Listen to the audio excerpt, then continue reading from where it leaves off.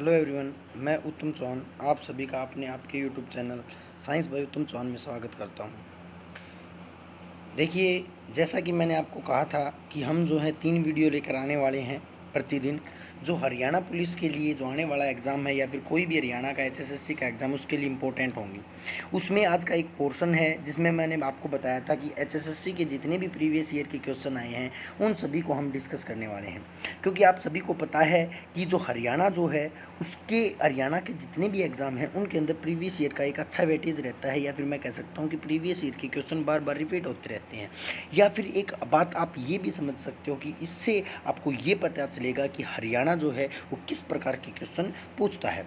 तो हम ज़्यादा समय ना ख़राब करते हुए इस अपने पैटर्न को स्टार्ट करते हैं और क्वेश्चन को फुली डेफिनेशन के साथ, फुली एक्सप्लेनेशन के साथ जो है अपन पूरी करने की कोशिश करेंगे। देखिए, जैसा कि पहला तो थंबनेल के अंदर ही आपको एक क्वेश्चन दिख रहा है, उसका आंसर मैं पहले ही दे देता हूँ। देखिए, मानव शरीर की सबसे बड़ी कोशिका कौन सी है? Largest cell of human being. देखिए, मनुष्य की सबसे बड़ी कोशिका इसने पूछी है। वैसे अपन इसका आंसर जो है नॉर्मली किसको मानते हैं बेटा? ओव्यूम को मानते हैं। लेकिन ओव्यूम सबसे बड़ी कोशिका नहीं है। सबसे बड़ी कोशिका, इसका जो आंसर जो होगा वो आरबीसी होगा, क्योंकि आरबीसी जो होता है इसका साइज 3 से 4 माइक्रोन मीटर होता है। तो इसलिए इसका आंसर आपको आरबीसी करना है। ग्रेनुअल होती है जो मनुष्य की सेरिबेलम में पाई जाती है। ब्रेन का सेरिबेलम एक हिस्सा होता है। ये मनुष्य की सबसे छोटी सेल होती है, स्मॉल होती है, स्मॉलेस्ट होती है। न्यूरॉन होती है, ये सबसे लंबी कोशिका होती है, largest cell of human being होती है। तो इस क्वेश्चन को अपन ने कर लिया है। अब चलते हैं हम एचएसएससी के प्रीवियस ईयर क्वेश्चन पर। देखिए, सबसे पहला क्वेश्चन है, ये क्वेश्चन मैं बता देता हूँ। हरियाणा के क्लर्क के एग्जाम के अंदर, एचएसएससी क्लर्क 2016 के अंदर मॉर्निंग शिफ्ट में आया था।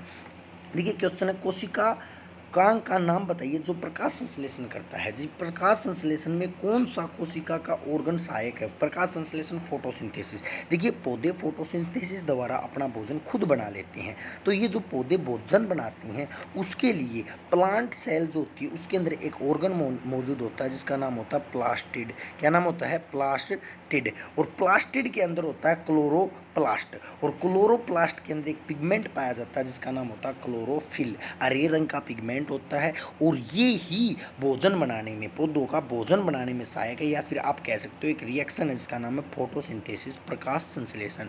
इसी रिएक्शन द्वारा पौधे अपना भोजन खुद बना लेते हैं, प्लस अपना श्वसन का भी कार्य कर लेते हैं। तो इसका राइट आंसर होगा आपको क्लोरोप्लास्ट। देखिए, मैं सभी के बारे में बता देता हूँ। क्रोमोप्लास्ट जो होता है आपका, क्रोमोप्लास्ट ये पौधों को हरे रंग को छोड़कर और सभी रंग प्रदान करता है। जैसे कि टमाटर का लाल रंग ल्यूकोपिन की वजह से होता है, इस प्रकार से क्रोमोप्लास्ट होता है। क्लोरोप्लास्ट हरे रंग देता है। एक होता है ल्यूकोप्लास्ट, इसने पता नहीं क्या लिख रखा है, लेकिन ये होता है ल्यूकोप्लास्ट। ल्यूकोप्लास्ट सफ़ेद मतलब बिना कलर का पिगमेंट होता है। ये मोस्टली जड़ों में पाया जाता है, रूट में पाया जाता है। किन में पाया जाता है? रूट्स में पाया जाता है। ये क्वेश्चन अपन ने कर लिया। प्रकाश संश्लेषण में कौन सा सहायक है? फोटोसिंथेसिस में क्लोरोप्लास्ट। नेक्स्ट क्वेश्चन की तरफ चलते हैं।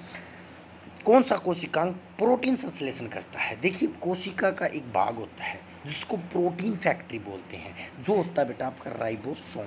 राइबोसोम जो होता है वो प्रोटीन संश्लेषण करता है, या आप कह सकते हो प्रोटीन की फैक्ट्री है। प्रोटीन यहाँ पर इकट्ठा रहता है, सब चीज़ें होती हैं। और इनके बारे में भी जान लेते हैं। क्लोरोफिल के बारे में मैंने आपको बता ही दिया है। क्लोरोफिल जो होता है वो हरे रंग का पिगमेंट होता है जो प्रकाश संश्लेषण, फोटोसिंथेसिस में सहायक होता है। न्यूक्लिक एसिड जो होते हैं वो क्या होते हैं बेटा? जो आपका न्यूक्लियस होता है उसके अंदर पाए जाते हैं और डीएनए का निर्माण करते हैं। माइटोकॉन्ड्रिया जो होता है ये पावर हाउस ऑफ सेल कहलाता है। कोशिका के अंदर एनर्जी जो बनती है वो किसके अंदर बनती है? माइटोकॉन्ड्रिया के अंदर बनती है। इस क्वेश्चन को अपन ने खत्म कर लिया है। नेक्स्ट की तरफ चलते हैं। नेक्स्ट है, कोशिका का कौन सा अंग वायवीय श्वसन करता है? देखिए, ये क्वेश्चन बिल्कुल ही आसान है। Aerobic respiration. अपन ने पढ़ा है कि एक कोशिका का अंग है जो क्या करता है? ऊर्जा बनाता है। तो ऊर्जा बनाता है आपका माइटोकॉन्ड्रिया। तो माइटोकॉन्ड्रिया ऊर्जा कैसे बनाता है? ऊर्जा श्वसन के द्वारा ही तो बनाता है। श्वसन वही तो होता है। वो क्या करता है? देखिए, माइटोकॉन्ड्रिया में एक प्रोसेस होता है जिसको एरोबिक रिएक्शन कहते हैं। वो होता है C6H12 O6 ग्लूकोज प्लस में ऑक्सीजन जब मिलती हैं तो क्या बनाती है, 36 ATP ऊर्जा बनाती हैं और प्लस में वो किसका निर्माण करती हैं, CO2 का निर्माण करती हैं। तो देखिए ऑक्सीजन ली, CO2 छोड़ दिया, यही तो रेस्पिरेशन है। और ये पूरा का पूरा सर्कल कहाँ पर हो रहा है, ये पूरा का पूरा सर्कल सेल की माइटोकॉन्ड्रिया के अंदर हो रहा है। इसीलिए सेल की माइटोकॉन्ड्रिया को पावर हाउस ऑफ सेल कहा जाता है। ये 36 ATP एड्रेनोसिन ट्राइफॉस्फेट ऊर्जा का निर्माण करते हैं। तो इसका राइट आंसर होगा माइटोकॉन्ड्रिया। और भी इसके आंसर आप बता सकते हो, जैसे कि राइबोसोम आपको मैं बता ही चुका हूँ, ये प्रोटीन फैक्ट्री होता है। न्यूक्लियोल्स जो होते हैं वो न्यूक्लियस के अंदर पाए जाते हैं। नेक्स्ट क्वेश्चन की तरफ चलते हैं। कोशिका में निम्न में कौन सी पाचन थैली है, ये TGT साइंस के अंदर आया था, वो लाइसोसोम आएगा। गोल्जी का ये ट्रैफिक पुलिस होती है, ये अपनी सेल की क्या होती है, ट्रैफिक पुलिस होती है। ये थोड़ा गलत हो गया है, इसको थोड़ा ठीक कर लेना। लाइसोसोम इसका आंसर आएगा। लाइसोसोम ही डाइजेस्टिव बैग होता है, लाइसोसोम ही डिस्पोजल बैग होता है, लाइसोसोम ही आपका क्या होता है बेटा, जितना का जितना सुसाइडल बैग जो होता है यही होता है। सभी का आंसर सुसाइडल बैग वाला ये किसका आएगा, लाइसोसोम का आएगा, ना कि गोल्जी का आएगा। गोल्जी का है बस ट्रैफिक पुलिस कहते हैं इसको। क्लियर है, चलें आगे। नेक्स्ट की तरफ चलते हैं।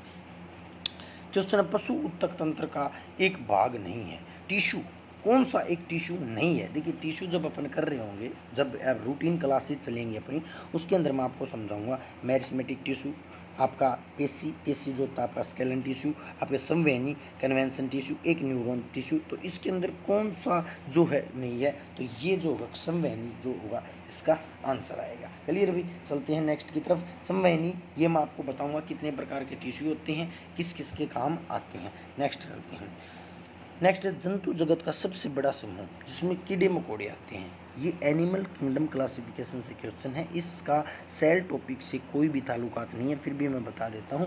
अर्थोपोडा जो होता है जिसके अंदर कीड़े मकोड़े आते हैं। क्लियर भी, एनालिडा वगैरह जितने भी अपन एनिमल किंगडम को इसके अंदर डिस्कस करेंगे। नेक्स्ट है पादप कोशिका, एक कोशिका झिल्ली और एक खाली स्थान से घिरी रहती है। देखिए पादप कोशिका के पास, प्लांट सेल के पास 2 झिल्ली पाई जाती हैं। कितनी झिल्ली पाई जाती हैं, 2। एक तो सेल वाल और एक आपका क्या नाम है, सेल मेम्ब्रेन। तो इसका आंसर जो होगा वो सेल वाल या सेल मेम्ब्रेन होगा। 2 झिल्ली पाई जाती हैं, ये बात आप याद रखना। एनिमल में केवल एक पाई जाती है।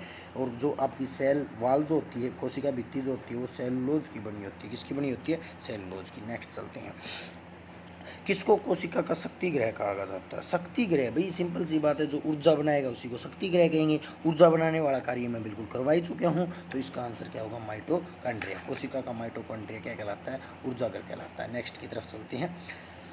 ATP की फुल फॉर्म क्या है, मैं बता चुका हूँ। 36 ATP एनर्जी रिलीज होती है माइटोकॉन्ड्रिया के अंदर जब एरोबिक रिएक्शन होता है। क्लियर है, तो ये जो होता है ATP की फुल फॉर्म होती है एडिनोसिन ट्राइफॉस्फेट। देख लेना, ट्राइफॉस्फेट, ये है adenosine triphosphate. C answer. Diphosphate 2 phosphate और ट्राई 3 फॉस्फेट। Adenosine triphosphate. एडिनोसाइट है भाई, ये नहीं आएगा इसका आंसर। इसका आंसर होगा ए, एडिनोसाइन। अच्छे से पढ़ लेना भाई, बिल्कुल बिल्कुल सिमिलर है। एडिनोसाइट नहीं, एडिनोसाइन। Adenosine triphosphate. नेक्स्ट की तरफ चलते हैं। मानव कोशिका में होते हैं क्रोमोसोम, पूछ रखे हैं भाई गुणसूत्र। आपके गुणसूत्र कितने होते हैं बेटा, न्यूक्लियस के अंदर जेनेटिक सब्सटेंस पाए जाते हैं। जेनेटिक सब्सटेंस 4 होते हैं, क्रोमोसोम, DNA, RNA और आपके जीन। तो क्रोमोसोम होते हैं जो जेंडर निर्धारित करते हैं। तो ये मेनली 46 पाए जाते हैं मनुष्य के अंदर, या 46 या 23 जोड़े, 23 मेल के और 23 फीमेल के। क्रोमोसोम हमेशा जोड़ों में पाए जाते हैं, ठीक है। जिसमें 44 जो होते हैं वो आपके ऑटोसोम होते हैं, जो मेल और फीमेल दोनों में सेम होते हैं। प्लस 2 जो होते हैं वो सेक्सुअल होते हैं, जो अगर XX होगा तो लड़की होगी, XY होगा तो क्या होगा, लड़का होगा। ये क्रोमोसोम का कार्य है। तो अपने यहाँ से ये जो हैं जितने भी जो प्रीवियस ईयर में सेल से टॉपिक है, सेल से जितने भी क्वेश्चन आए हैं उन सभी को डिस्कस कर लिया है। अब अपन जो अगली जो लेक्चर होगा, ये छोटी छोटी वीडियो बनाने वाले हैं, इसमें ज़्यादा समय ख़राब नहीं करेंगे। जितने भी प्रीवियस ईयर के टॉपिक वाइज जितने भी क्वेश्चन आए हैं उनको अपन ख़त्म कर देंगे, ताकि अगर प्रीवियस ईयर का कोई क्वेश्चन आए तो आप उसको गलत नहीं करके आओ। क्लियर है भाई। अब इस वीडियो को यहीं पर ख़त्म करते हैं और कल मिलते हैं अपन अगले चैप्टर प्रीवियस ईयर के साथ। वैसे अपने चैप्टर चले हुए हैं रूटीन क्लास जो हैं उनके अंदर अपने एक एक डिटेल में चैप्टर चले हुए हैं। इधर मैं आपको प्रीवियस ईयर क्वेश्चन करवाता हूँ, ये बोर्ड के ऊपर नहीं करवाता, ये बिल्कुल सिंपल ही मैं आपको बता देता हूँ, बस समझने के हैं, आप समझ लेना। धन्यवाद। इस क्लास को यहीं पर ख़त्म करते हैं।